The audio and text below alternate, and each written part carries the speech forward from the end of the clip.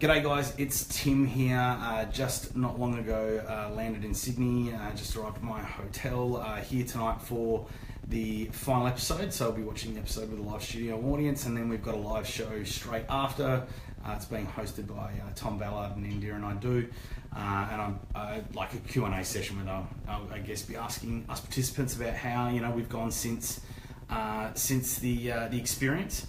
But wanted to get on firstly, just really interested in getting everyone's thoughts on episode 2, and also give you my thoughts.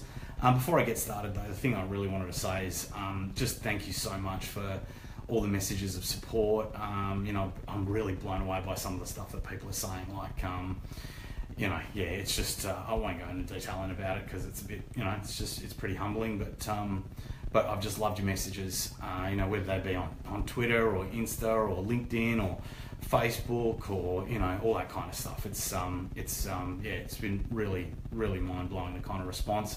Seems like there's been a really, really great response to the show as well. As #1 trending thing on Twitter last night. So which is really good. More people watch it, more people can learn like what I did from being in the experience. But the show kicks off with them originally taking us off the street and then letting us know that they're going to be matching us up with a buddy and putting us back on the street. Unfortunately for me, my buddy, who I did actually meet up with, but she didn't hang around for very long, and then she declined to be filmed and be on television, so they couldn't show her, which unfortunately left me all by myself again. So I ended up going back to that spot that you saw me at the back of the Forum Theatre. And I actually developed quite a bond with that spot. It really kind of became my spot. It became like a little bit of home. You might have seen one of the shots there. I'd made some improvements to it, a couple of bollards and ribbon and stuff like that. Like I felt really safe there, and I imagine that probably becomes very similar for other people as well when they find a spot that they feel comfortable and safe in. It really does become theirs. And I spent, obviously there's very little that they actually show, but I spent that next day, went and got a shower. The guys at CoHealth, they were just incredible. I was there for a few hours, and, the support and the services they were offering to me was absolutely fantastic.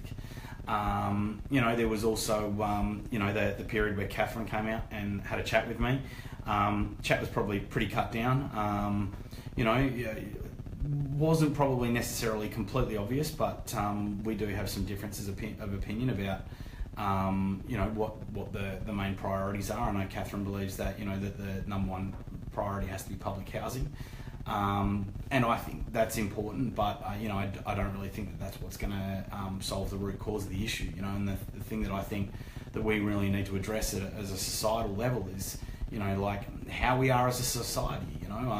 And this extends from everything from like the way kids, if we look at school, kids are taught things like geography and maths and English, but we're not taught about how to have healthy relationships. We're not taught about how to resolve conflict, or we're not taught about how to deal with breakdowns or failure in life. And I think that's something that's really missing in our society. Now, of course, in the past, I think that was families were counted on to be able to provide that kind of that support, but that not every family can provide that support, and not every family does. So I think that we need to take responsibility and provide that as a society. I also think at the other end of the spectrum as well, if we look at the way that our governments work, clearly, in my opinion, I think the system is just broken and it's just not working. I don't blame politicians necessarily either. I think most politicians probably get into politics because at their core they want to make a difference. Like they want to contribute to our country and to people, but the system itself just really prevents that from happening. And we really need to have a look at that. And then of course we've got to look at it on a personal level as well. I sometimes my beautiful girl, I might leave like Joe might leave something around and I might snap at her.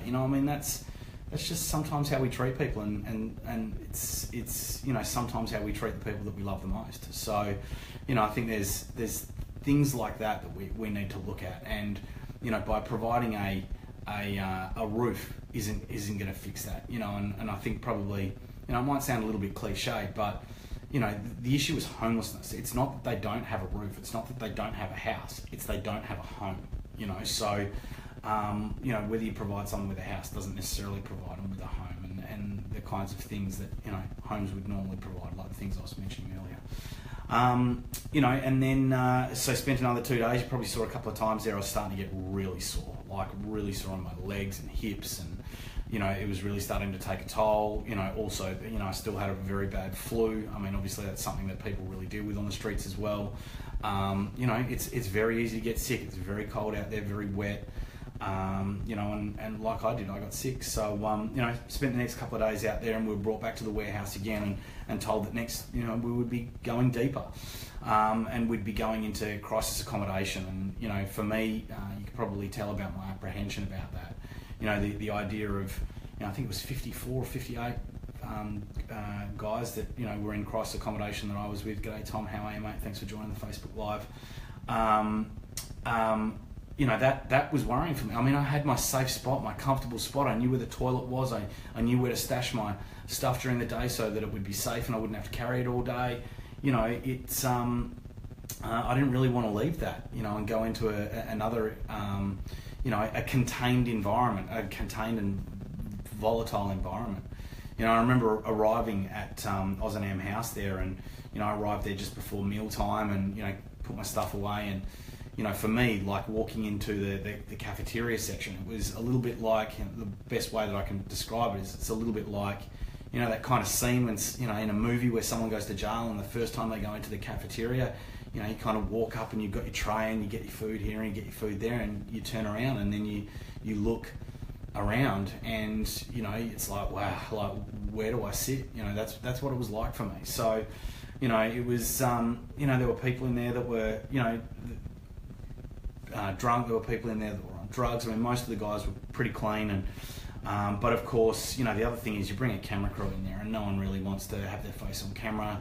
A lot of people will avoid you. It obviously it agitates the whole situation. So I did feel very at risk. But over the next couple of days, I slowly had an opportunity to speak to people, and I think maybe they didn't really know who I was. They knew there was going to be filming, but they didn't know whether I was an actor or whether I was a journalist. And as I started to get to know people, some of the guys in there were incredible. I remember one day, one of the guys there offered me a cigarette, and I didn't take it because, I don't smoke, but that was a big thing for all the other guys around. Like, that was a real sign of respect. He was basically saying, hey, Tim, I like you and I respect you, and, I'm going to offer you something that for me is essentially, for him it was essentially a currency, so, gradually speaking to more and more guys, and then, you would have seen on the episode last night, I spoke with Adam. Adam originally didn't want to be on camera, but, over time he got to know me and he actually approached me and said, hey, Tim, I want to tell you my story, and it's, without a doubt for me, the single most impactful thing that happened while I was, during that experience, the time that I spent with Adam, and what I really got out of that conversation, will stay with me forever and will forever alter me. That's pretty much the episode. I'm still in there tonight. A couple of things to go through, and then we move into the next stage, which was for me, it was the most horrible part of the whole experience, I think, which is really hard to say because there's really a lot of difficult parts the whole way along. But that's what's I guess going to be shown tonight. You never know how these things are going to get edited and how they're going to come out, but so far, I'm really proud of the team at, the Blackfella Films, all the crews, all the runners, the directors, the producers. I think they've produced an outstanding piece of television, and something that will, really generate a conversation.